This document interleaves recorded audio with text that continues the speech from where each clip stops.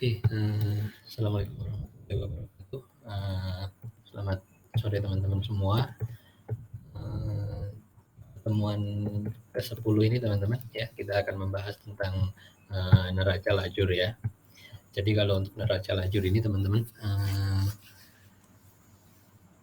itu sama saja dengan yang perusahaan jasa teman-teman, yang pertemuan keempat ya.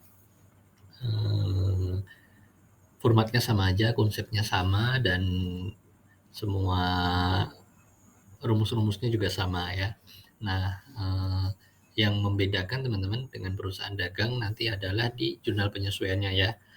Saya sedikit recall ya kemarin untuk perbedaan di jurnal penyesuaian antara perusahaan jasa dengan perusahaan dagang adalah terkait dengan pencatatan persediaan barang dagangnya teman-teman ya, yang nanti akan kita kalau dalam bahasa praktikalnya ya teman-teman, itu akan nge-hit ke HPP ya. Jadi persediaan barang dagang awal kita nolkan ya, jadi kita kreditkan masuk ke HPP, pembelian kita kreditkan masuk ke HPP, biaya angkut atau biaya yang lain-lain terkait pembeliannya masuk ke HPP juga. Nah, kemudian retur pembelian kita nolkan juga, masukin ke HPP ya. Kalau retur pembelian kan saldo normalnya kredit ya, sehingga untuk mengenolkan maka kita akan debit. Potongan pembelian juga saldo normalnya adalah kredit, kita nolkan maka kita debit. Nah, persediaan akhir ini teman-teman, ini adalah informasi yang kita biasanya dapatkan ya dari soal. Kalau di praktikal adalah berdasarkan dari stok 6 gitu ya. Jadi kita munculkan berapa persediaan akhir per akhir periode pembukuan gitu ya. Jadi jurnal penyesuaian ini aja yang berbeda dengan perusahaan jasa. Saya langsung masuk aja ya. Jadi di sini adalah penjelasan tentang neraca lajur perusahaan dagang sama dengan neraca lajur perusahaan jasa. Teman-teman bisa lihat di pertemuan keempat ya, materi pertemuan keempat.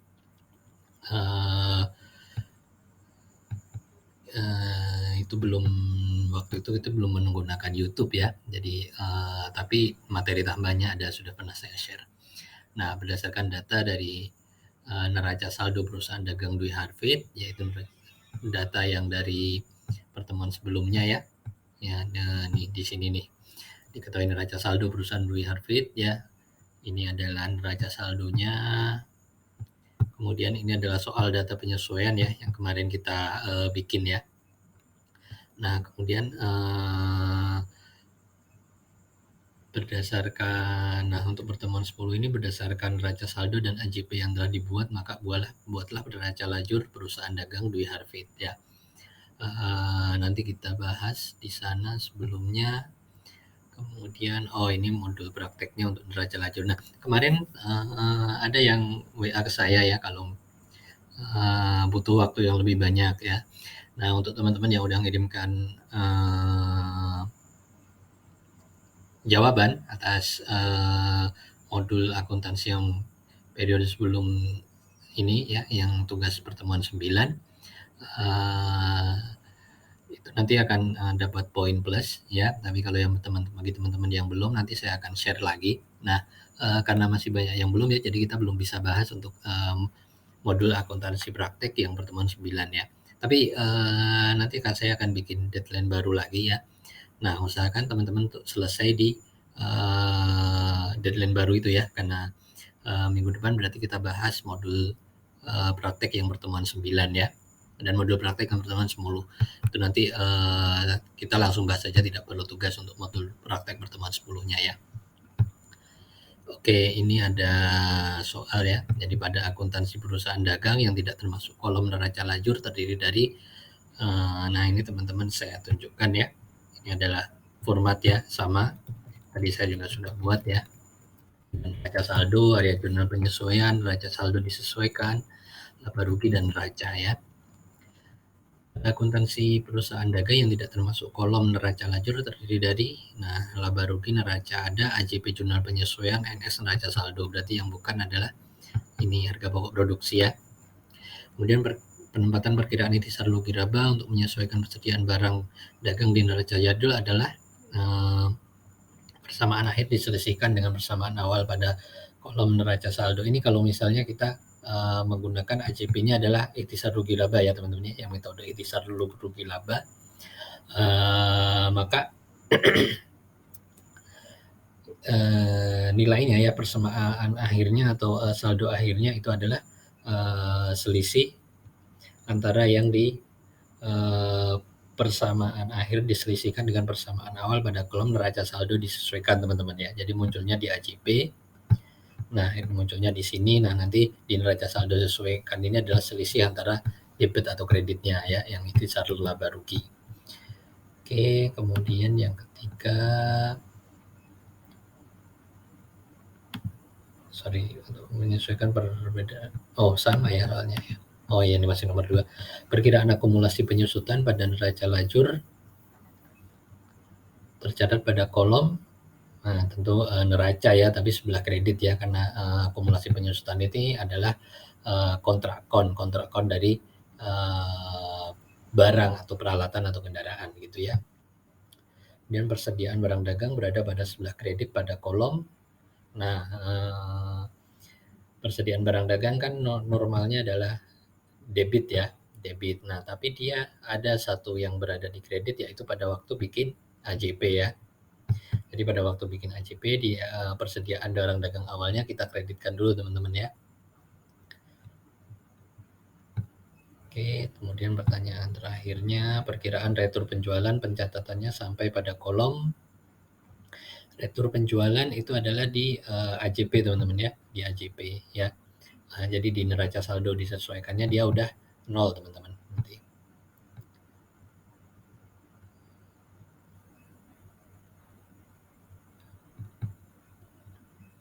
Oh sorry, retur penjualan ya. Sorry saya miss ya. Kalau retur pembelian sampai AJP, tapi kalau retur penjualan itu sampai laba rugi teman-teman ya.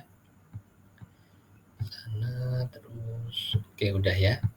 Kita langsung masuk ya di neraca lajurnya ya. Nah, ini formatnya sama teman-teman ya, hanya dengan perbedaannya dengan yang pertemuan keempat. Waktu itu kita membuatnya masih dengan acuan sendiri ya. Jadi dulu kita buat nomor akunnya ini masih 1, 2 aja, cuma 2 digit ya. Nah sekarang sesuai dengan soalnya ya. Jadi kalau soalnya tadi kan gini ya, neraca saldo perusahaan dagang itu berdasarkan pada neraca saldo perusahaan dagang, berdasarkan pada yang ini teman-teman. Nah, yang berdasarkan pada yang ini, sehingga kita masukkan dulu nih nama perkiraan ya, nama akun kita masukkan, kas, kita masukkan nomor rekeningnya, kita masukkan ke sini, saldo awalnya ya, karena ini kolom pertama atau kolom yang di sini adalah neraca saldo, maka kita ambil angkanya ini teman-teman ya. Ini dalam ribuan rupiah. Di sini juga udah kita kasih keterangan dalam ribuan rupiah. Jadi yang pertama untuk kedua kolom ini adalah mengambil dari sini teman-teman, dari soal ya, piutang dagang. Nomor akunnya berapa? 112.1 ya. Jumlahnya berapa? 2.500. Dan seterusnya pada akhirnya kita akan dapat angka jumlahnya 897.850. Ingat rumus dasar akuntansi, debit sama dengan kredit ya. Ini sama berarti udah true. Di sini kita juga kalau dengan Excel itu lebih mudah karena kita bisa gunakan kontrol ya. Ya debit harus sama dengan kredit ya. Nah kalau ini misalnya kita ubah 1 aja, ini nanti akan false teman-teman ya. Kita ubah 1 misalnya, kita tambahin 1. Nah ini jadi false nih. Oke. Nah, jadi di kolom neraca saldo adalah kita ambil dari soal ya. Semuanya dimasukkan nih. Kas, piutang dagang, kendaraan akumulasi dimasukkan. Nah, oke, nah kemudian yang kedua teman-teman ya, setelah kolom neraca saldo ini, kolom DE di dalam FK ini ada ya jurnal penyesuaian, yang mana adalah jurnal penyesuaian yang ini teman-teman ya, data jurnal penyesuaiannya. Kemudian kemarin kita udah buat ya, kita sudah buat ya. Nah kemarin ada beberapa revisi ya saya ya. Yang pertama adalah di sini teman-teman ya. Kalau kemarin kan saya sampaikan ya bahwa di rumusan soalnya salah gitu ya, karena kok biaya advertisingnya kalau lebih besar. Nah itu ternyata teman-teman ya, pada periode itu ya. Jadi soalnya di sini adalah oke, kita bahas satu-satu aja ya jurnalnya ya. Oke, jurnal penyesuaian yang pertama yaitu adalah persediaan barang dagang merchandise inventory yang ada pada akhir periode adalah 20.500.000 ya. Sesuai dengan konsep yang mana di pertemuan 9 ini ya. Nah, kita sebenarnya saya lebih prefer pakai metode HPP ya daripada metode Itisar Labarugi ya. Nah, jurnal ini teman-teman ya, yang pertama adalah persediaan barang dagang awal ya. Artinya adalah kita mengenolkan teman-teman ya. Nah, angka ini dari mana? 27.500 itu dari neraca saldo teman-teman. Neraca saldo yang di sini. Nah, ini kan 27.500 ya. Oke, saya ini aja saya buat begini aja biar teman-teman bisa ya. Nah, kemudian yang perlu dienolkan selain neraca saldo adalah pembelian ya, pembelian. Sama juga ini juga ngambil dari akun di neraca saldo pembelian. Nah, ini ya. Nah, jadi jurnal ini adalah fungsinya adalah untuk mengenalkan barang persediaan awal dan pembelian ya. Sudah HPP semuanya. Oke. Nah, yang kedua adalah tujuan kita adalah memunculkan sebagaimana informasi dalam penyesuaiannya adalah persediaan barang dagang akhir 20.500.000 ya. Jadi kita munculkan di sini 20.500.000 ya. Nah, kemudian kita perlu mengenolkan retur pembelian. Dan kita mengenolkan retur pembelian, maka kita ambil yang ini teman-teman ya. Di sini kredit kan. Maka untuk mengenolkannya kita perlu debit ya. Nah, ini adalah jurnal yang pertama, sama seperti kemarin yang kita bahas ya. Ini adalah jurnal dari soal yang nomor A.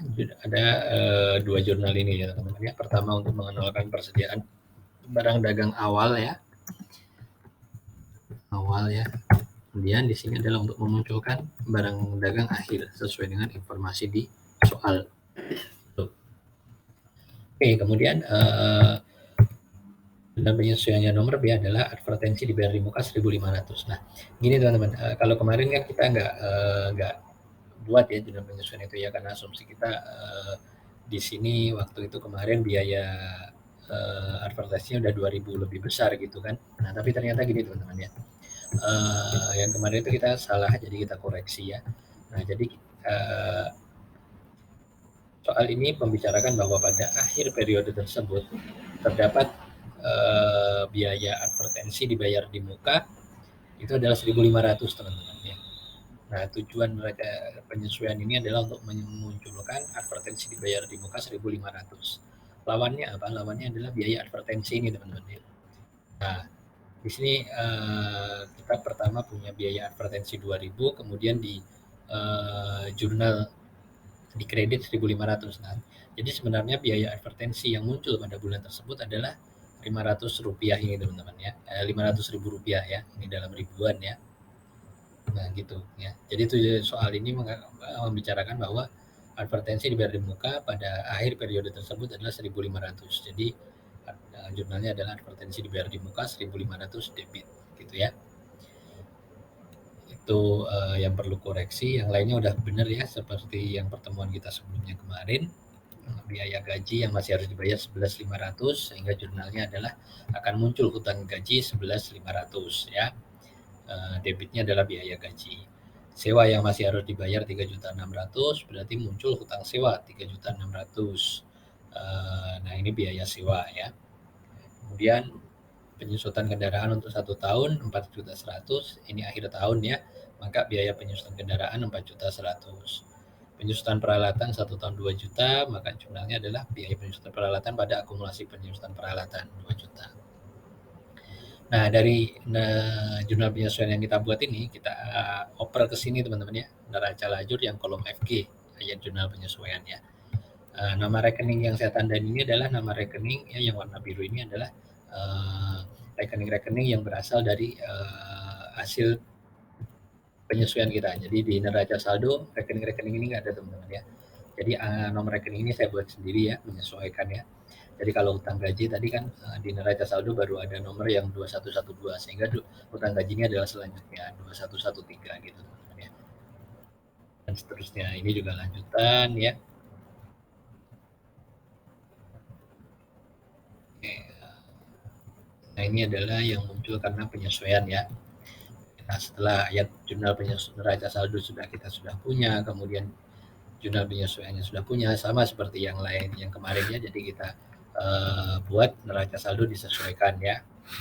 Nah, ini sudah dirumus ya kalau di Excel ya. Nah, tapi kalau secara manual teman-teman, maka pertama adalah saldo yang neraca saldo ini ditambah dengan sini, kemudian ditambah dengan ini. Kalau posisi di neraca saldonya debit, berarti masuk debit gitu ya. Jadi di akun debit adalah debit di neraca saldo ditambah debit di AJP dikurangi kredit di AJP gitu ya.